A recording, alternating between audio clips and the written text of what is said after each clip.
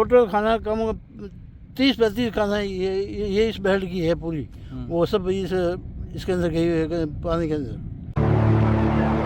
बालोतरा जिले के पचपदरा में देश की सबसे बड़ी रिफाइनरी बन रही है। वर्ष 2013 में शुरू हुई इस परियोजना का काम लगभग पूरा हो चुका है, लेकिन विकास की इस चमकदार तस्वीर के पीछे एक ऐसी सच्चाई छिपी है जो वाकई चिंताजनक है। वर्ष 2013 में राजस्थान के इतिहास में एक नई सौगात मिली।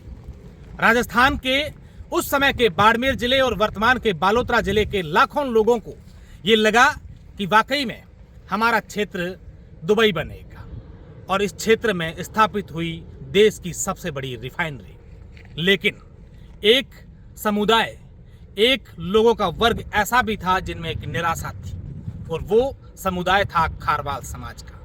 खारवाल समाज के हजारों लोग इस रिफाइनरी के जहां अभी बनी है उस जमीन पर हजारों वर्षों से, सैकड़ों वर्षों से यहां पर नमक का उत्पादन करते थे। प्रतिवर्ष लाखों टन नमक उत्पादन करके यहां से निर्यात होता था। लेकिन यहां के लोगों को कहा गया था कि आप चिंता मत करिए, हम आपको इसी रिफाइनरी में रोजगार देंगे, आपके यहां विकास होगा। खारवाल समाज के लोगों ने यह सोचा कि ठीक है, हमें कुछ मिलेगा, देश के विकास के लिए हम समर्पण कर देते हैं। लेकिन इनके साथ ऐसा हुआ जिनकी कल्पना इन्होंने कभी नहीं की थी। न तो उस जमीन का पैसा मिला और न ही रोजगार। विकास के नाम पर शून्य। लेकिन उसके बाद भी इन लोगों में से कुछ लोगों की उम्मीद ये थी कि हमारी जो बची कुची कुछ खाने हैं जिससे हम लोग नमक उत्पादन करेंगे और अपना पेट पालेंगे। लेकिन वर्तमान में उनके साथ भी कुछ ठीक नहीं हो रहा। अभी मैं रिफाइनरी के ठीक बगल में हूं और यहाँ एक नमक की खान पर ऐसी ही यहाँ पर करीब 30-35 नमक की खाने हैं जो आज इस हालात में है कि यहाँ पर ना तो नमक हो रहा है, न ये खाने किसी काम की है।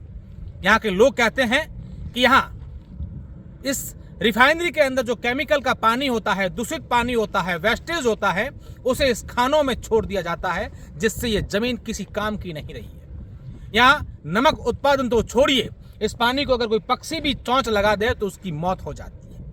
आज ये लोग दर दर की ठोकरें खा रहे हैं, प्रशासन और नेताओं के पास जा रहे हैं, लेकिन शायद इनकी सुनने वाला कोई नहीं है। रिफाइनरी जहां बन रही है वह जमीन मूल रूप से खारवाल समाज के लोगों की थी। मेरा नाम ओम प्रकाश खारवाल है और यहाँ पे जो रिफाइनरी से अभी भी जो बहुत ज़्यादा मात्रा में पानी छोड़ा जा रहा है, उसके हिसाब से खान का वाटर लेवल बहुत ज़्यादा हो जाता है। उसके हिसाब से खान का उत्पादन बंद हो गया है। लेकिन आज 11 साल बाद भी ना तो उन्हें पर्याप्त पैसा मिला और ना ही कोई नौकरी। खारवाल समाज जो पीढ़ियों से नमक बनाकर अपना जीवन चलाता था, आज खाली हाथ है। दोहरी मार झेल रहे इन लोगों की तकलीफ यहीं खत्म नहीं होती।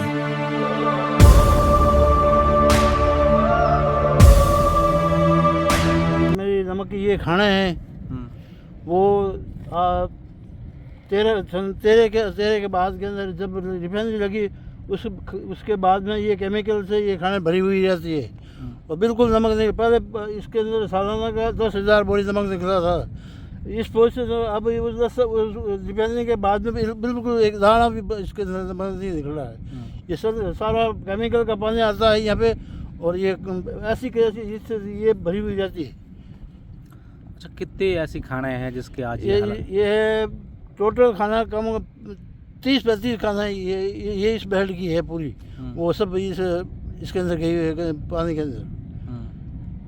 ये रिफाइनरी का पानी, गंदा पानी आता है ना, उससे 35 खानों पर कितने लोगों का रोजगार पहले होता था? कम से कम एक खान के अंदर 200 आदमी डेली के कमाते थे। 200 आदमी घर में, मतलब नौरतों के अंदर शुरू होते थे और बारिश होने के बाद में काम बंद होता। मतलब 5 महीना कंटिन्यू यहाँ पे खाना पे का काम चलता था। अब रिफाइनरी का केमिकल युक्त पानी उनमें छोड़ा जा रहा है। नतीजा यह है कि वह साफ पानी अब जहरीला हो चुका है।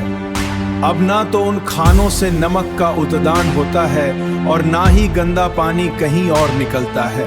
स्थानीय लोगों का कहना है कि उनकी रोजी रोटी और उनका भविष्य दोनों इस केमिकल में घुलकर बर्बाद हो रहे हैं।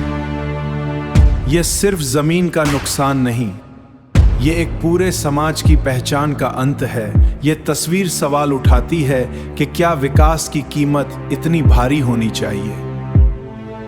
पचपदरा की ये कहानी विकास और विनाश के बीच की उस महीन रेखा को दिखाती है, जिसे अक्सर बड़ी बड़ी परेशानियों के शोर में अनसुना कर दिया जाता है।